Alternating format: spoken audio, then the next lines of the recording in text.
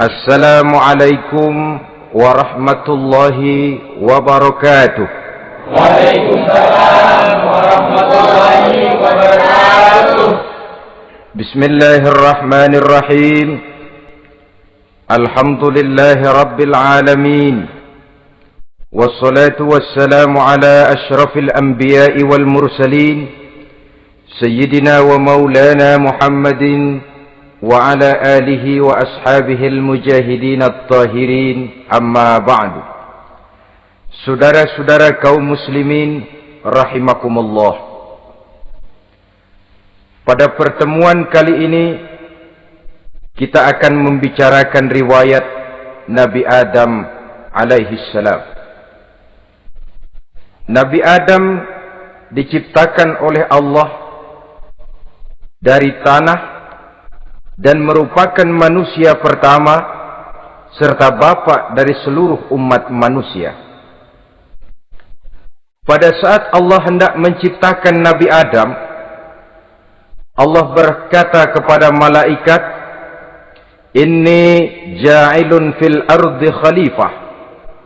Aku akan menjadikan seorang khalifah di permukaan bumi. Malaikat dengan nada sedikit protes berkata, "Ataj'alu fiha may yufsidu fiha wa yasfiku ad-dima wa nahnu nusabbihu bihamdik wa nuqaddisu lak." Tuhan, apa perlunya engkau ciptakan seorang khalifah di permukaan bumi? Kelak kalau mereka berkembang biak, kerjanya hanya akan melakukan kerusakan, menumpahkan darah, saling bermusuhan satu sama lain. Sedangkan kami, kata malaikat, sudah cukup bertasbih memuji kebesaranmu. Allah kemudian menjawab, "Inni a'lamu ma la ta'lamun." Aku lebih tahu tentang apa yang kalian semua tidak mengetahuinya. Setelah diciptakan Nabi Adam daripada tanah, ditiupkan roh, maka Allah kemudian mengajarkan kepada Nabi Adam berbagai macam ilmu pengetahuan. Wa 'allama Adam al-asma'a kullaha. Kemudian Allah mengajarkan Nabi Adam nama-nama segala sesuatu. Nama merupakan simbol daripada ilmu pengetahuan. Nabi Adam akan dijadikan khalifah di permukaan bumi, maka dibekali oleh Allah Subhanahu wa taala al-asma'a kullaha, nama-nama segala sesuatu. Yang dimaksud di sini ialah al-ulumal katsirah, ilmu pengetahuan yang banyak. Malaikat pada mulanya protes. Kami kan sudah cukup bertasbih Tuhan. Kami kan sudah cukup memujimu. Untuk apa lagi membuat manusia sebagai khalifah di permukaan bumi? Seolah-olah malaikat tidak setuju. Allah yang maha tahu rahasia segala sesuatu memberikan vonis, aku lebih tahu tentang apa yang kalian semua tidak tahu. Oleh karena Nabi Adam dipersiapkan untuk menjadi seorang khalifah di permukaan bumi, maka dibekali oleh Allah dengan ilmu pengetahuan. Begitu Nabi Adam dan begitu kita. Karena bukan cuma Nabi Adam, kita pun oleh Allah dijadikan sebagai khalifah-khalifah di permukaan bumi ini. Yang nilai kekhalifahan kita bergantung kepada kondisi kita masing-masing. Ada orang yang menjadi khalifah level internasional, menjadi pemimpin dunia Islam. Ada orang menjadi khalifah level nasional saja. Ada khalifah tingkat kota saja, ada khalifah tingkat kecamatan, ada khalifah tingkat RW, RT, sekurang-kurangnya khalifah untuk tingkat rumah tangga masing-masing. Nah, tanpa membekali diri dengan ilmu pengetahuan, jangan berharap kita akan bisa melaksanakan tugas sebagai khalifah di permukaan bumi ini. Apapun saja, Nabi mengajarkan, man arada dunya fa alaihi bil ilmi, wa man arada al akhirata fa alaihi bil ilmi, wa man aradahuma fa alaihi bil ilmi. Siapa yang menginginkan dunia harus dengan ilmu. Yang menginginkan akhirat juga harus dengan ilmu. Yang menginginkan dunia akhirat juga harus dengan ilmunya. Tanpa dasar ilmu, maka manusia tidak akan bisa menjalankan tugas kekhalifahan. Setelah diajarkan Adam nama segala sesuatu, dikonfrontir, dihadapkan dengan malaikat. Malaikat, kalau tadi kamu bilang buat apa perlunya menciptakan khalifah? Nih bentuknya, Adam. Sekarang, malaikat, coba kamu sebutkan nama segala sesuatu ini yang ada di sini ini. Malaikat berkata, Subhanaka la ilma lana illa ma 'allamtana. Ya Allah, kami tidak punya ilmu, kami tidak tahu semua itu kecuali apa yang telah Engkau ajarkan kepada kami. Kalau kamu tidak sanggup, Adam, sebutkan nama-nama semua itu. Adam menyebutkannya dengan lancar. Ketika itulah Allah memerintahkan malaikat untuk sujud kepada Nabi Adam alaihi salam. Sujud di sini bukan sujudul ibadah, sebab sujud ibadah kepada yang selain Allah haram. Tapi sujud di sini sujudut tawadhu' i'tirafan bi fadli Adam. Sujud merendahkan diri sebagai pengakuan terhadap keutamaan dan kelebihan Nabi Adam. Maka orang yang banyak ilmunya lebih utama dari orang yang hanya banyak ibadahnya. Bahkan iblis lebih takut kepada orang alim yang sedang tidur daripada orang goblok yang lagi ibadah. Model ini diceritakan dalam Ihya-nya Imamul Ghazali. Iblis masuk ke masjid mau menggoda orang lagi sholat. Sudah masuk di pojok masjid, dia lihat orang lagi tidur. Ngacir iblis keluar, cepat bener, pucat mukanya. Ketemu di jalan sama temennya. Kenapa lari, Mas?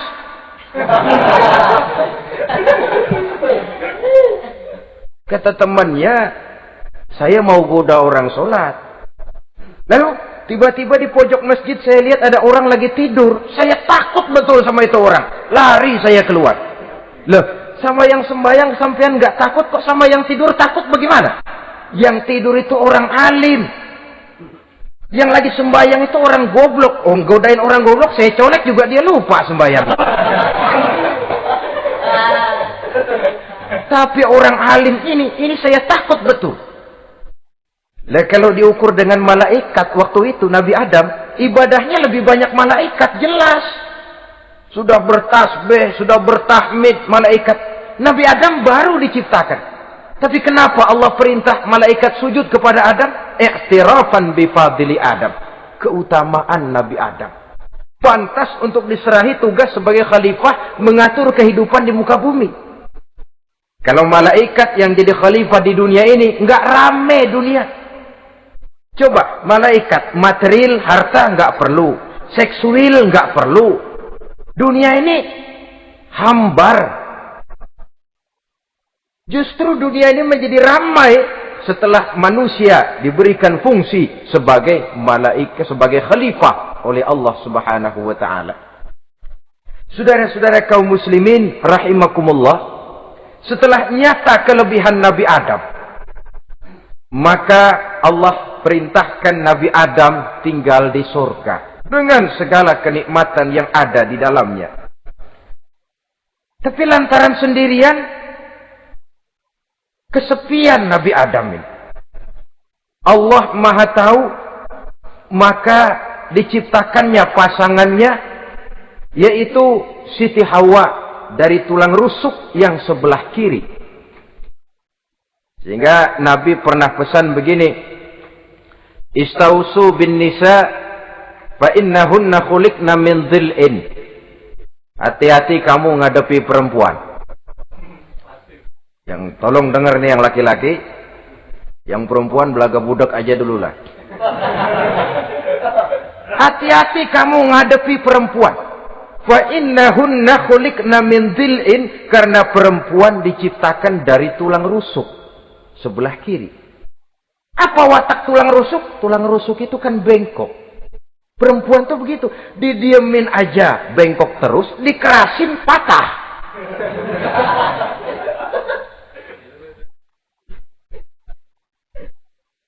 Saudara-saudara, di sini kita ambil satu hikmah bahwa ternyata yang bikin hidup terasa enak karena di sekitar kita banyak orang lain.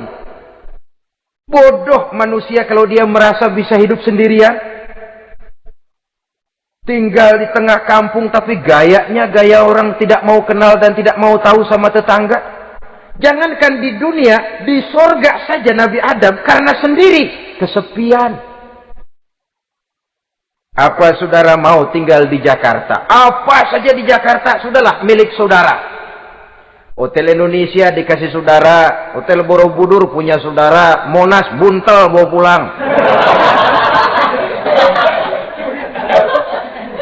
Semanggi ambil, tapi di Jakarta saudara tinggal sendirian. Kira-kira enak nggak? Ternyata yang bikin hidup terasa nikmat karena di sekitar kita banyak orang lain. Begitulah Allah ciptakan Siti Hawa.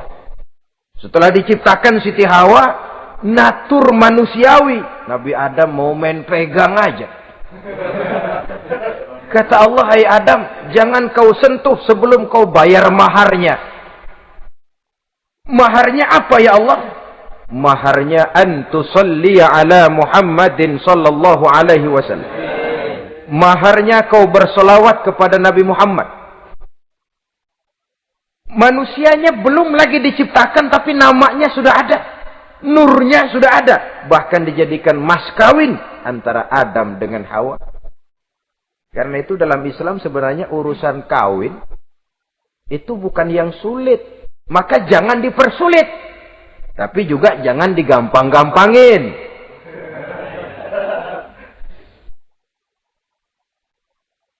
Artinya yang namanya mahar ini, walaupun cuma sebentuk cincin besi kalau orang sangat tidak mampu. Bahkan dengan mengajarkan Fatihah saja sah sudah. Saya terima nikahnya Fulanah binti Fulan dengan mas kawinnya saya ajarkan dia surah Fatihah. Kalau memang kere betul, tidak punya apapun, sah sudah itu. Agama ini mudah, karena itu jangan dipersulit, tapi juga jangan digampang-gampangin. Setelah itu Allah memerintahkan, Ya Adam uskun anta wa zawjukal jannah. Hai Adam, kau dan istrimu tinggallah dalam surga. Wa kula minha ragadan haitsu syi'tuma. Segala makanan yang ada di dalamnya boleh kau makan. Pakaian yang aneka warna boleh kau pakai. Nikmati seluruh fasilitas yang ada di surga ini. Cuma atu aja Adam. Yang lain boleh dah. Mau ngapa pakai atu aja jangan. La taqraba hadhihi syajarah. Jangan kamu dekati pohon khuldi itu. Dekat saja jangan. Apalagi sampai metik. Jangan Adam.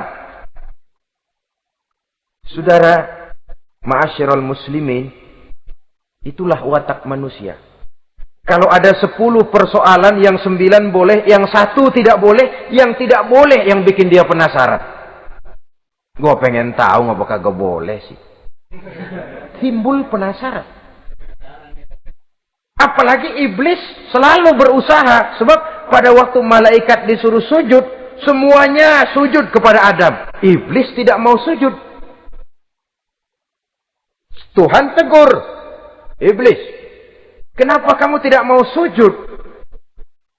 Mana mungkin Tuhan. Saya kan dibikin dari api, kata iblis. Adam dari tanah. Unsur api lebih mulia dari unsur tanah. Masa saya harus tunduk kepada Nabi Adam? Gengsi dong.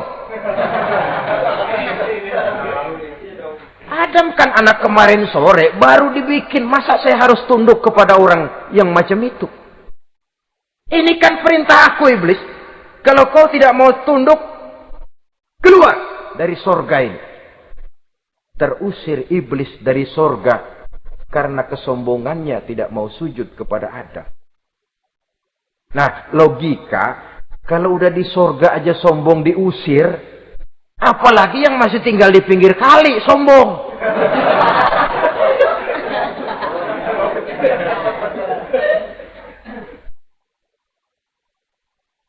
Tapi sejak peristiwa terusirnya itu, iblis bikin proklamasi.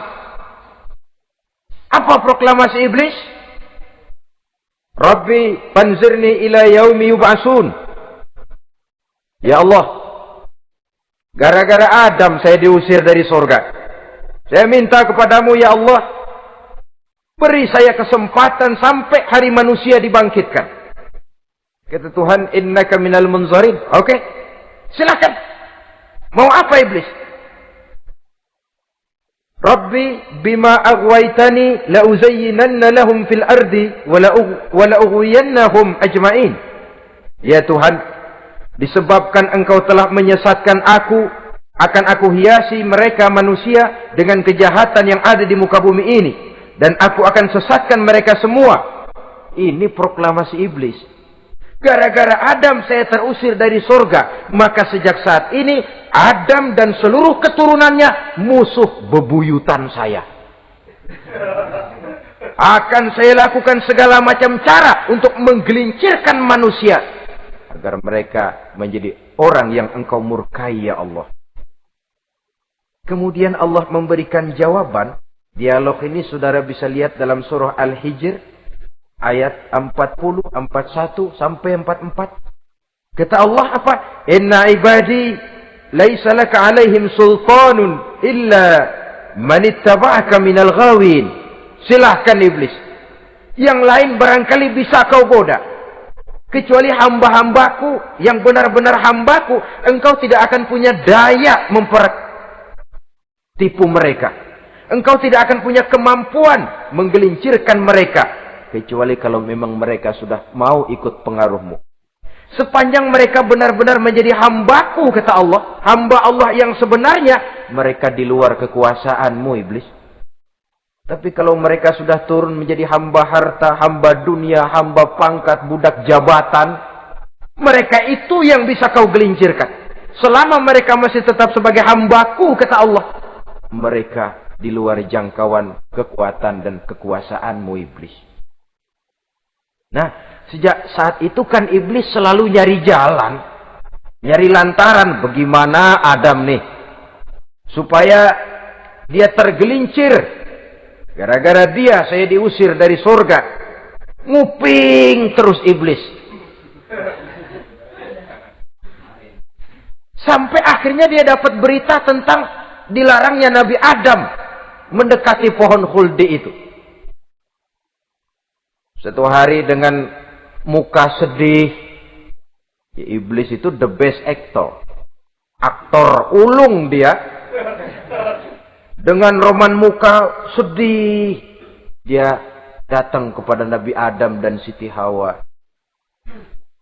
Kata Nabi Adam, iblis, ente kok tampangnya demek amat sih?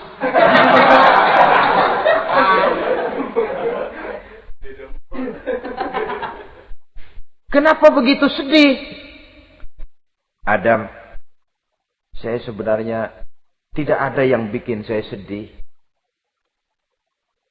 Cuma saya dapat berita bahwa engkau tidak akan selamanya di dalam surga ini. Wah Adam, kalau engkau bisa tetap tinggal di surga bersama istrimu, alangkah bahagianya saya, kata iblis. Tapi saya dapat kabar, ente nggak bakalan lama-lama di surga. Buktinya ente dilarang makan buah khuldi. Khuldun artinya kekal. Kalau kau makan buah itu, kau akan kekal di surga Adam. Tuhan nggak pengen, makanya dilarang. Wa qasamahuma inni lakuma laminan nasihin. Untuk memperkuat omongannya, sumpah si iblis.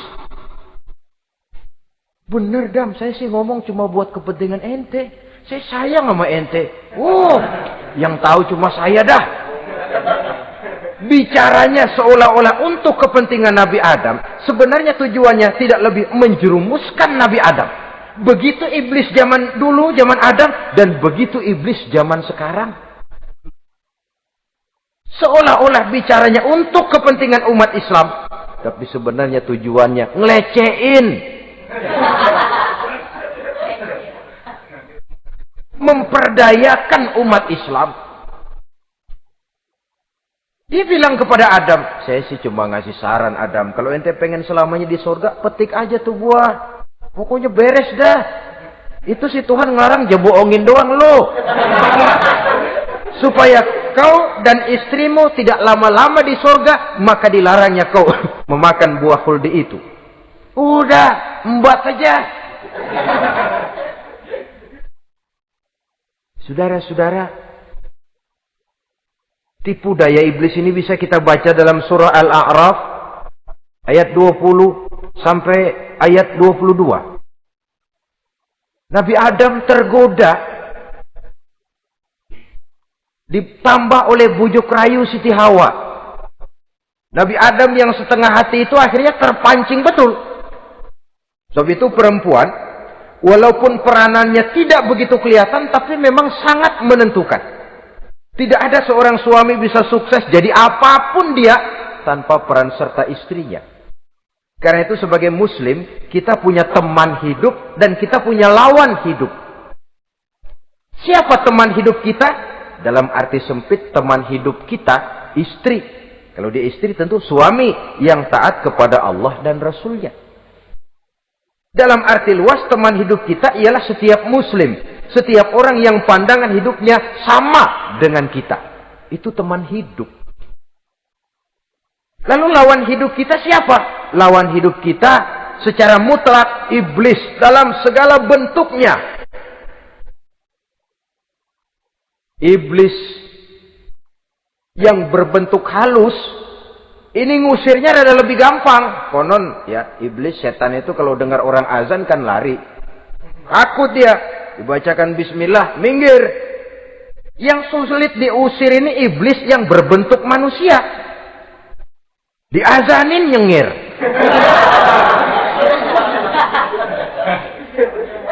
Gawat ini. Saudara-saudara, ini musuh dalam artian mutlak. Sedangkan musuh dalam artian ideologis, setiap orang yang pandangan hidupnya tidak sama dengan kita. Bahasa langsungnya, setiap orang di luar Islam secara ideologis, ya. Adapun secara manusiawi, kita tetap toleransi, saling menghormati, setuju dalam perbedaan pendapat, kembali kepada prinsip lakum dinukum. Kewajiban saling menghormati sesama manusia, tapi secara ideologis tidak ada kompromi. Begitulah Nabi Adam tergoda.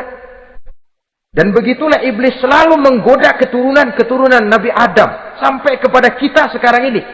Tiap kali kita hendak melakukan berbagai kebaikan, iblis ini mulai bisik kasar, kusuk, kesek. Saudara tadi dari rumah mau berangkat niat dengerin ceramah macam ini. Apa dikira iblis enggak?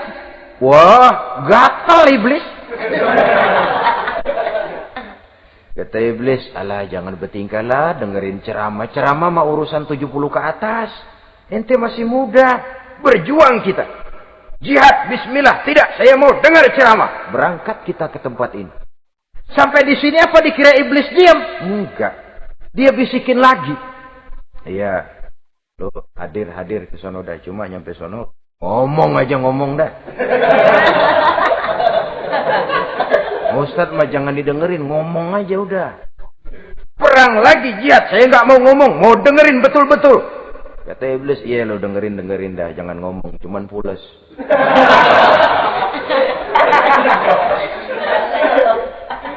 Segala macam cara dilakukan oleh iblis untuk menggelincirkan manusia. Ketika Nabi Adam mengambil buah khuldi itu, datanglah murka Allah. Adam, seolah-olah kalau bahasa kita, kelewatan kamu Adam. Dari belum ada, aku ciptakan engkau.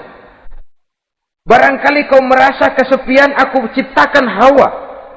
Aku tinggikan derajatmu dari malaikat sampai malaikat sujud kepadamu. Aku perintahkan kau tinggal di surga dengan seluruh fasilitas yang ada di dalamnya. Cuma satu yang aku minta, jangan dekati pohon khuldi, engkau tidak sanggup Adam. Keluar dari surga ini. Terusir Nabi Adam dan Siti Hawa dari surga. Turun ke dunia ini. Turun terpisah lagi. Ya Allah. Orang itu kalau biasa susah, ketemu susah sih menglalap namanya. Makanannya. Tapi biasa seneng ketemu susah. Ini yang kalau tidak kuat mental. Tengoklah zaman sekarang kan nih. Kalau tuan-tuan rajin baca pos kota. Kayaknya nyawa murah bener. Pasal duit 100, nyawa hilang. Pasal diputusin pacar, begon ditenggak. Gantung diri pakai tali plastik. Murah betul kelihatannya jiwa itu. Sehingga pantas kalau Nabi pernah katakan irhamu salasatan minan nas, sayangilah 3 macam manusia. Pertama, azizan zalla, orang mulia yang jatuh hina. Pejabat tinggi kalau pensiun kesian bener. Ya Allah. Udah nggak ada yang ngasih hormat, tanda tangan nggak laku. Azizan zalla. Orang mulia yang jatuh hina. Yang kedua, ghaniyan qad iftaqara. Orang kaya jatuh miskin. Dari hidup serba ada jatuh melarat. Yang ketiga, faqihan yal'abu bihil juhal. Ahli fikih ngerti hukum tapi dipermainkan oleh orang-orang bodoh yang kebetulan punya kekuasaan. Lalu keluar fatwa sesuai dengan pesan sponsor. Yang halal bisa jadi haram, yang haram dibikin remeng-remeng. Ahli fikih dipermainkan oleh orang bodoh. Kasihan betul. Terpisah Adam dengan Hawa ini. Adapun Nabi Adam turun menyesal dengan seluruh kesalahannya, sujud, taubat, menangis. Menurut riwayat 300 tahun beliau sujud seraya membaca Rabbana zalamna anfusana wa illam taghfir lana wa tarhamna lanakunanna minal khasirin. Ini doanya Nabi Adam. Ya Allah, kami telah zalim kepada diri kami sendiri. Andai kata Engkau tidak kasihan, tidak memberikan ampun kepada dosa yang kami lakukan, sungguh kami termasuk ke dalam golongan orang-orang yang rugi. Ini yang dibaca Nabi Adam dalam taubatnya. Di akhir taubatnya, Nabi Adam munajat kepada Allah. Ya Allah, dengan kebesaran Muhammad, ampunilah dosa saya. Allah tegur, kaifa araftahu ya Adam walam akhluqhu. Dari mana kau bisa tahu nama Muhammad Adam, padahal aku ciptakan saja belum manusianya. Kata Nabi Adam, pertama, ketika engkau ciptakan saya, engkau tiupkan ruh ke dalam jasad saya, terbuka mata saya memandang ke bawah arasmu. Di sana nampak dengan jelas tertulis di kaki arasmu, La ilaha illallah Muhammadur Rasulullah. Taulah saya bahwa Muhammad ini orang yang paling dekat dengan engkau ya Allah. Sampai namanya bergandengan dengan namamu di kaki arasmu. Yang kedua, ketika saya hendak menyentuh Hawa, kau juga yang mengatakan jangan kau bayar maharnya sebelum kau bersolawat kepada beliau. Saudara hadirin yang saya hormati, Nabi Adam diterima taubatnya oleh Allah. Kemudian dipertemukan kembali dengan Siti Hawa setelah sekian lama berpisah. Pertemuan itu terjadi di satu dataran luas, di satu padang yang luas, yang sampai sekarang dinamakan dengan Padang Arafat. Tempat para ibadah haji melakukan wukuf, yaitu puncak pelaksanaan ibadah haji. Dan pertemuan itu sendiri terjadi di atas sebuah bukit kecil yang diabadikan dengan nama Jabal Rahmah di kawasan Arafat itu. Di atas Jabal Rahmah itu ada satu monumen kecil untuk mengabadikan pertemuan Nabi Adam dengan Siti Hawa. Lalu tinggallah keduanya di permukaan bumi ini. Oleh Allah diberikan karunia keturunan yang banyak. Dan tiap kali lahir kembar. Kembarnya laki perempuan, laki perempuan, laki perempuan. Dari sinilah berkembang biak manusia. Di mana di zaman Nabi Adam perkawinannya silang. Karena tentu tidak ada manusia lain. Perkawinan silang itu artinya, kalau si A dan B, A ini laki, B perempuan, kemudian lahir kembar kedua antara C dengan D, maka begitulah yang A dikawinkan dengan D, yang C dikawinkan dengan B. Perkawinan silang. Tidak boleh perkawinan yang kembar sama di waktu dilahirkan. Nah, di antara putra-putra Nabi Adam yang kemudian juga membuat sejarah, yaitu Habil dan Qabil. Habil, saudara kembarnya namanya Labuda, perempuan. Qabil, saudara perempuannya Iklimah. Menurut hukum perkawinan waktu itu harus silang. Habil harus kawin dengan Iklimah dan Qabil harus kawin dengan Labuda. Tapi Qabil protes. Dia kepengen kawin dengan saudara kembarnya sendiri. Dalam arti yang sama-sama dilahirkan dengan dia, yaitu Iklimah. Kenapa? Karena kebetulan rupa Iklimah ini lebih cantik daripada Labuda. Protes kepada ayahandanya Nabi Adam. Apa? Saya tidak terima, saya harus kawin dengan Iklimah. Tidak Qabil, kamu harus kawin dengan Labuda. Enggak mau. Kenapa dengan Labuda? Kurang kece.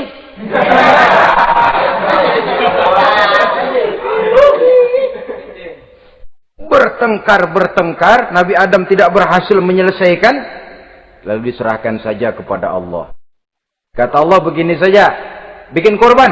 Kamu berdua, Habil, Qabil. Siapa yang korbannya aku terima, dia boleh kawin sama Iklimah. Ternyata korban yang diterima adalah korbannya Habil. Jadilah Habil kawin dengan Iklimah. Tapi Qabil tidak puas.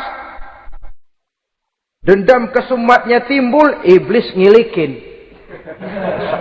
Resek. Akhirnya dibunuh saudaranya Habil ini. Inilah sejarah pembunuhan pertama dalam kehidupan manusia. Qabil membunuh Habil. Habis dibunuh bingung.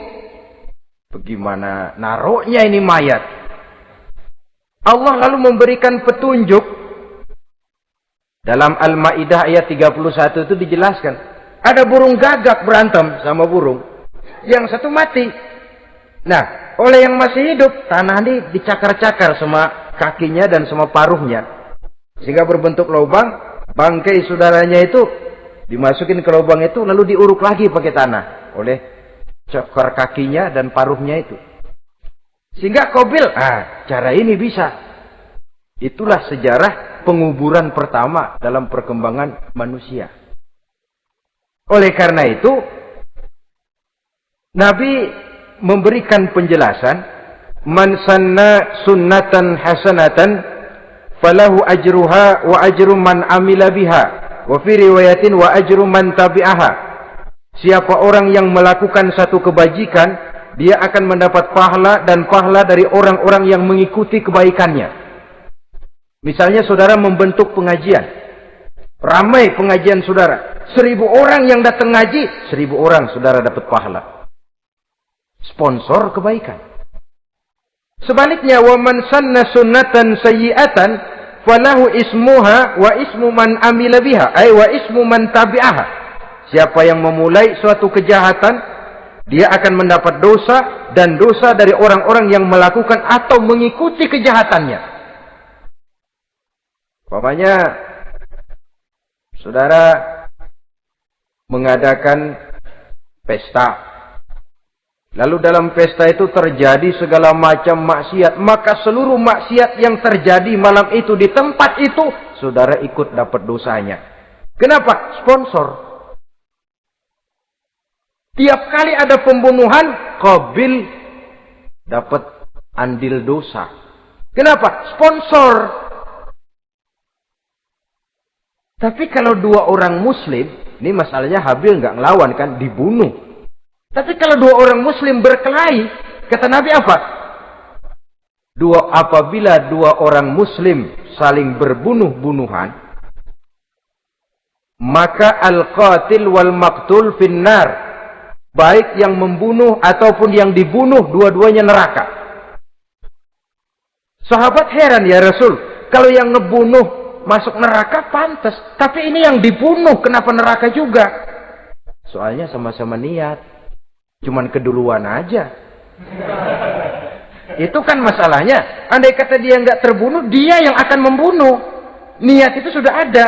Dan kalau Habil ini dia tidak punya niat membunuh, dia memang dibunuh oleh Qabil. Saudara-saudara kaum muslimin rahimakumullah. Lalu dari situlah berkembang biak keturunan Nabi Adam alaihi salam. Sehingga dengan demikian bisa kita katakan sebagai satu konklusi, pertama, bahwa manusia adalah makhluk Allah yang menempati kedudukan tertinggi dan berasal dari Nabi Adam sebagai manusia pertama. Dengan malaikat sekalipun, manusia sebenarnya lebih tinggi. Kapan? Kalau dia tetap benar-benar sebagai hamba Allah yang membekali diri dengan ilmu pengetahuan. Laqad khalaqnal insana fi ahsani taqwim. Kami ciptakan manusia dalam bentuk yang paling baik. Dan ketinggian manusia itu tidak ditentukan oleh bahan-bahan dari mana manusia diciptakan, tapi ditentukan oleh adanya roh yang ditiupkan ke dalam jasadnya dan kemampuan yang ditimbulkan oleh nilai-nilai rohaniah tadi. Kalau secara biologis kita ini semua bahannya sama. Dari saripati mak tanah yang menghasilkan buah yang dimakan oleh mak bapak kita, membentuk hormon, menghasilkan sperma, terjadi kerjasama yang baik antara ibu dan bapak, sehingga kemudian melahirkan kita ke alam dunia ini. Secara biologis bahan kita sama, dan tidak itu yang menentukan ketinggian manusia. Walaupun keturunan juga mempengaruhi, sebab sekarang ada istilah ramai orang bicara bayi tabung. Dan majelis ulama sudah memberikan fatwa kalau spermanya itu berasal dari sang bapak, tidak jadi masalah. Tapi kalau dari orang lain, haram. Yang lebih celaka lagi di negara maju, tidak lewat proses alam rahim.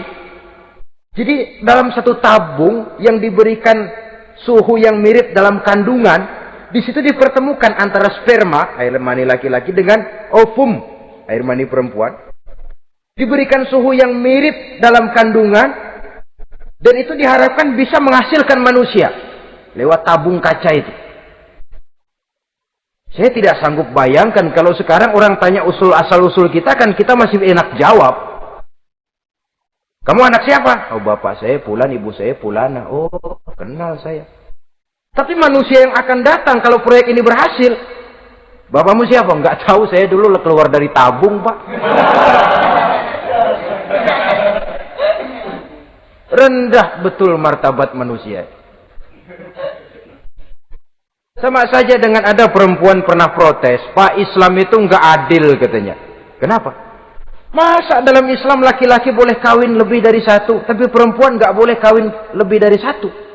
Supaya sama-sama adil, boleh dong perempuan punya laki lebih dari satu. Saya bilang, justru disitulah Islam itu hendak menjaga martabat manusia. Kalau seorang suami punya istri empat-empatnya lalu hamil, bapaknya jelas. Tapi kalau perempuan satu punya suami 4 lalu hamil, bapaknya yang mana ya?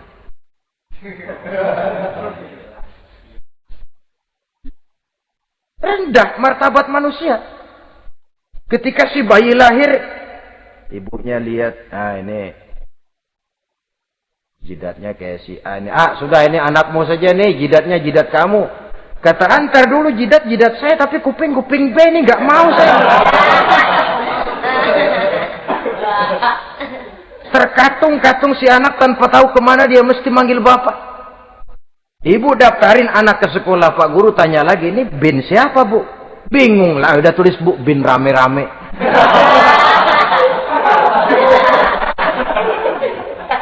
Kan rusak martabat manusia kalau sudah begitu. Justru Islam ini menjaga ketinggian martabat manusia. Jadi manusia itu fi ahsani taqwim. Kapan? kalau dia bisa menjaga kehambaannya di hadapan Allah dengan melaksanakan fungsi sebagai khalifah di permukaan bumi.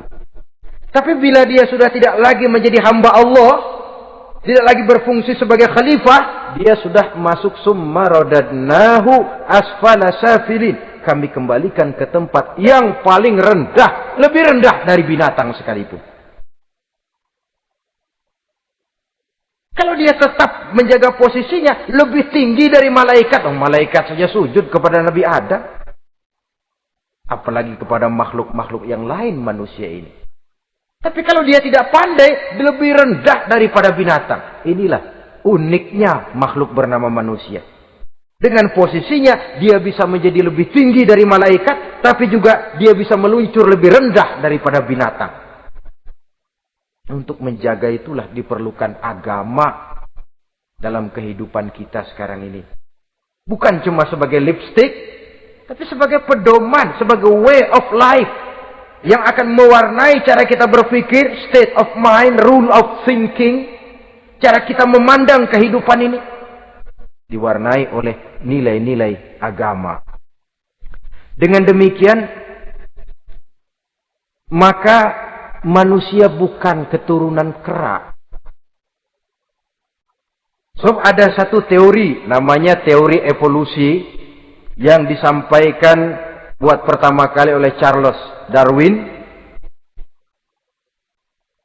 Dia mengemukakan teori bahwa perkembangan kehidupan sesungguhnya di dunia ini menunjukkan mata rantai yang utama melalui apa yang dia namakan seleksi alamiah. Mula-mula dari ikan, melalui seleksi ke amfibi, dari amfibi ke reptil, dari reptil ke mamalia, dari mamalia ke mamalia kecil, dari mamalia kecil ke primat, dari primat ke monyet, dari monyet menjadi Homo erectus. Ini teori Darwin.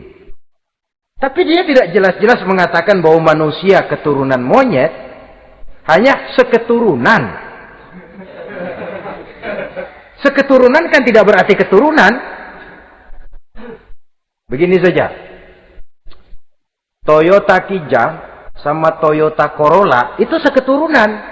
Tapi Corolla dengan Kijang kan lain. Cuma seketurunan. Dalam arti sumbernya sama. Makhluk yang tidak tahan seleksi alam, oleh udara yang sangat dingin, perkembangan cuaca yang sangat panas, gempa bumi dan sebagainya, seleksi alam dia namakan, hilang, musnah dari peredaran. Seperti ada binatang raksasa itu, dinosaurus, sekarang kan cuma tinggal dongeng saja, tinggal nama atau kerangka. Itu oleh seleksi alam dia nggak lulus, hilang. Yang bertahan, yang lulus seleksi alam. Manusia walaupun kecil yang lulus seleksi alam ini. Biar dihantam gempa bumi, angin topan, tetap aja ngejedok. Nah, teori Darwin ini, teori evolusi ini didukung dan dibuktikan oleh peninggalan fosil atau binatang dan tumbuhan yang hidup dan mati selama perkembangannya. Dari bentuk organik pertama hingga pendahulu terdekat daripada manusia. Tapi ada satu kelemahan dari pokok daripada teori evolusi ini. Pertama, garis perkembangan dari Homo erectus, yakni manusia jalan tegak, semacam gorilawi itu, sampai kepada manusia mutaakhir masih belum menentu. Artinya, okelah, kalau manusia seketurunan dengan kera, batas antara manusia yang wujud sekarang dengan manusia purba itu apa? Yang menjadi penghubung. Monyet tidak mungkin. Ini dianggap mata rantai yang hilang, missing link namanya dalam istilah ilmiahnya. Dan ini masih dicari sampai sekarang. Kalau pendahulu terdekat manusia mutaakhir ini manusia purba, katakan Homo erectus, manusia jalan tegak. Lalu generasi sudah itu sebelum berbentuk manusia apa? Ternyata sampai sekarang masih ada missing link, mata rantai yang hilang. Lalu yang kedua, teori evolusi berhenti kepada manusia mutaakhir. Kalau memang kita manusia sekarang ini hasil evolusi, tentu kita akan terus berevolusi lagi. Dan akan jadi apa kita nanti? Ternyata sudah ribuan tahun manusia tetap manusia begini-begini aja. Tidak berevolusi kita ini. Apa lalu matanya jadi cuma satu di tengah? Hasil evolusi? Kan tidak. Tidak berevolusi. Jadi kembali kepada Quran, manusia pertama adalah Nabi Adam. Dan manusia-manusia berikutnya keturunan daripada Nabi Adam. Dan bukan hasil evolusi daripada monyet. Juga tidak akan berevolusi kemana-mana. Kalau demikian, benarkah teori evolusi? Untuk mengatakan mutlak benar, bukan wewenang kita. Untuk mengatakan salah total, juga kebenaran ilmu adalah relatif sebagai relatifnya daya pikir manusia. Di samping dia harus membuktikan kebenarannya, maka kebenaran ilmiah adalah kebenaran yang relatif dan temporer. Contoh kecil saja. Dulu orang berteori bahwa bagian yang terkecil dari suatu benda namanya molekul. Kan begitu? Molekul ini nggak bisa dibagi-bagi. Bagian yang paling kecil dari suatu benda namanya molekul. Ilmu terus berkembang. Ternyata molekul sebenarnya terdiri daripada atom. Atom itulah bagian terkecil dari suatu benda yang nggak bisa dibagi-bagi lagi. Nah, berubah sudah teori pertama. Tidak jadi molekul sekarang, atom. Belakangan, rupanya atom masih tersusun dari partikel-partikel. Partikel inilah bagian yang terkecil dari satu benda. Berubah lagi sudah. Dan tidak mustahil akan ada penemuan bahwa partikel pun masih bisa dibagi-bagi lagi. Begitu juga dengan teori evolusi ini. Sehingga beberapa ahli semacam Dr. Charles Oxnard, Dr. Jane Paul Hallett dari Chicago dan California, mereka sudah membantah teori evolusi ini. Namun masalah paling pokok dari kita ialah kita diciptakan oleh Allah berasal dari Nabi Adam alaihi salam. Nabi Adam diciptakan dari tanah. Dan kita bukan hasil dari evolusi, juga tidak akan berevolusi. Nah, lalu kepada makhluk bernama manusia diberikan fungsi sebagai khalifah di permukaan bumi ini. Ini yang dulunya malaikat protes. Sebagai khalifah, tugas kita apa? Khalifah Allah di muka bumi. Menerjemahkan sifat Allah sesuai dengan batas-batas kemanusiaan kita. Allah Maha Pengasih. Berusahalah kita pengasih kepada makhluk sesuai dengan batasan manusiawi kita. Allah Maha Menolong. Ringan tanganlah kita menolong orang yang memerlukan sesuai dengan batas kemampuan kita. Fungsi khalifah. Untuk bisa berfungsi sebagai khalifah secara baik, kita harus mempunyai modal yang dinamakan ilmu pengetahuan. Dan Islam sangat menggalakkan itu. Jauh dulu 14 abad yang lalu, dari desa kecil yang bernama Mekah yang peta belum muat, orang di dunia belum kenal, sudah keluar seruan utlubil ilma walau bisin, tuntutlah ilmu walaupun di negeri Cina. Ngomong Cina di Mekah.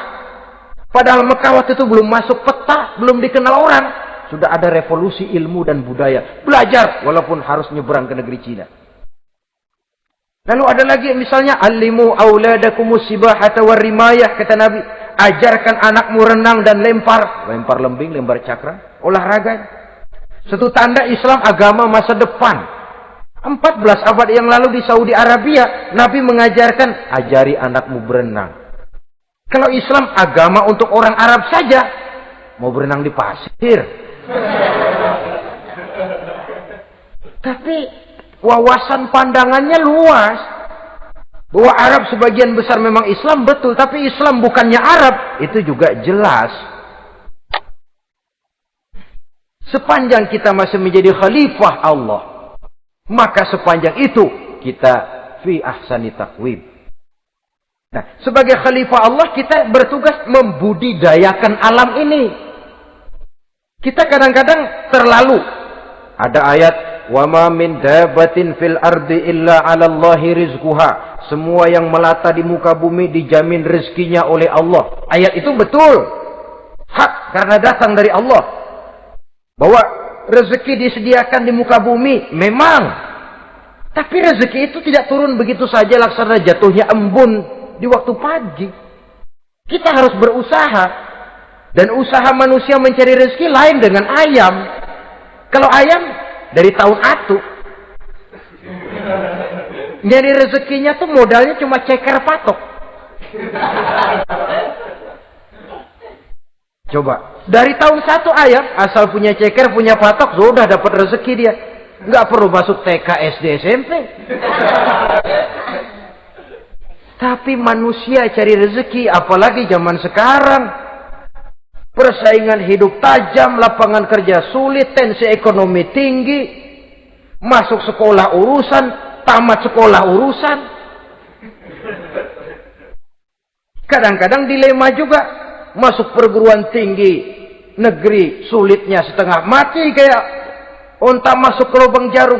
Masuk perguruan tinggi swasta yang favorit biayanya selangit. Artinya tanpa membekali diri dengan ilmu, keahlian, skill, kemampuan, fungsi sebagai khalifah sulit untuk bisa kita laksanakan. Saudara-saudara kaum muslimin yang berbahagia. Kalau fungsi khalifah ini mampu kita laksanakan, iblis putus asa sudah. Sebagai khalifah, di satu pihak kita menyembah hanya kepada Allah, di lain pihak kita membudidayakan alam ini. Ada apa sih di perut bumi? Minyak, gas, timah, emas. Ada apa sih di lautan? Pelajari lewat oceanografi, membudidayakan alam. Air sungai supaya arusnya nggak mengalir mubazir, ada manfaatnya, bisa menimbulkan energi yang menghasilkan tenaga listrik, bisa mengairi persawahan, irigasi. Bikin apa? Bikin dam, membudidayakan alam. Tapi juga mengislamkan budidaya itu. Bahasanya mengkulturkan natur, mengislamkan kultur. Membudidayakan alam dan mengislamkan budi dan budaya manusia ini. Sehingga apapun yang kita kelola dari alam ini nantinya akan untuk menunjang tugas sebagai khalifah, sujud kepada Qadhi Rabbul Jalil. Saudara-saudara, maka bersyukur kita. Oleh Allah dijadikan manusia. Tidak pesan, terima beres, cantik. Dari segi biologis maupun psikologis, tidak ada makhluk secantik manusia. Dibekali dengan agama, di samping akal. Sehingga agama membimbing akal agar sampai kepada kebenaran yang hakiki. Kita sebagai keturunan Nabi Adam, memegang fungsi khalifah. Jadi jangan main-main loh, kita ini turunan Nabi, betul ini. Saudara-saudara yang hadir semua di depan saya ini, termasuk saya, kita gini, turunan Nabi kita ini. Nabi Adam. Jangan main-main loh, turunan Nabi gini-gini. Nabi Adam. Sayang kalau posisi yang tinggi kita tidak melaksanakan fungsi yang tinggi. Sayang betul. Sebab itu manusia harus adil kepada dirinya, dalam arti menjaga diri dari sesuatu yang bisa menghancurkan ketinggiannya dalam pandangan Allah. Jadi kalau kita sudah lemparkan diri ke meja judi, hanyutkan diri ke tempat mabuk, hancurkan diri di tempat maksiat, itu sudah tidak adil kepada diri sendiri. Tidak bisa menjaga ketinggian yang diberikan Allah kepada kita. Dikasih baju bersih, dicemplungin di comberan, diinjek-injek lagi. Kita ini diciptakan fi ahsani taqwim. Masa mau turun berbuat seperti binatang, itu makhluk rendah? Masa mau mengikuti tipu dayanya iblis, yang dia sudah proklamasikan bahwa itu musuh bebuyutan kita? Innahu lakum aduwwum mubin. Setan musuhmu yang jelas dalam segala bentuknya. Saudara-saudara, untuk berfungsi sebagai khalifah ini sekali lagi, bekali diri dengan ilmu pengetahuan. Dan ilmu itu di zaman kita sekarang tentu kalau Nabi Adam diajari langsung oleh Allah, wa 'allama Adam al-asma'a kullaha. Lah kalau kita mau nunggu Tuhan ngajarin, geblek terus. Ya tidak mustahil Allah memberikan ilmu yang disebut ilmu laduni ya. Transfer. Langsung Allah memberikan kepada seorang hamba, membukakan pintu hatinya. Tapi bukan potongan kayak kita yang dapat ilmu laduni macam begitu. Satu contoh. Menurut ceritanya, Hadratus Syekh Kiai Hasyim Asy'ari itu kan ngaji beliau kepada Kiai Khalil Makalan, Madura. Kiai Khalil nih, Bali. 2 tahun. Berguru di sana nggak diajarin apa-apa. Cuma kalau pagi nyari rumput. Tiap hari 2 tahun akhirnya Hadratus Syekh bilang, Kiai, saya kapan diajarin? Sudah Hasyim, kau pulang saja. Insya Allah kau alim. Itu aja pulang jadi orang alim. Ya di samping terus beliau belajar ke Mekah. Kita harus melalui proses belajar. Ini untuk menunjang tugas kekhalifahan kita. Sebagai hamba Allah dan sebagai khalifah Allah di permukaan bumi. Sehingga 2 tugas ini bisa kita laksanakan dengan sebaik-baiknya. Menjaga martabat manusia sebagai makhluk yang mulia dan keturunan dari Nabi Adam alaihissalam. Saudara-saudara, ini sajalah pembicaraan kita kali ini. Terima kasih banyak atas segala perhatian. Mohon maaf atas segala kekurangan. Usikum wa nafsi bitaqwallah. Aqulu qawli hadza. Wassalamu alaikum warahmatullahi wabarakatuh. Waalaikumsalam warahmatullahi wabarakatuh.